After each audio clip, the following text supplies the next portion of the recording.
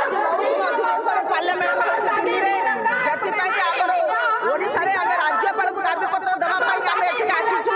ଆମର ମୁଖ୍ୟ ଦାବି ହେଲା ମହିଳା ବିଲ୍ କି ତୁରନ୍ତ 23 ମସିହାରେ ପାସ୍ ହୋଇଥିବା ମହିଳା ବିଲ୍କୁ କାର୍ଯ୍ୟକାରୀ କରାଯାଉ।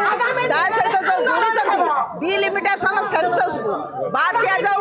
ଯେଉଁ ନାରୀ ଶକ୍ତି ଅଧିନିୟମ ବନ୍ଧନ ଅଧିନିୟମ କରିକି 334A(1) ଲାଗୁ କରିଛନ୍ତି ତାକୁ ବାତିଲ କରାଯାଉ। ତୁରନ୍ତ ମହିଳା ବିଲ୍ କି କାର୍ଯ୍ୟ କରିବା ପାଇଁ ଆମର ଦାବି।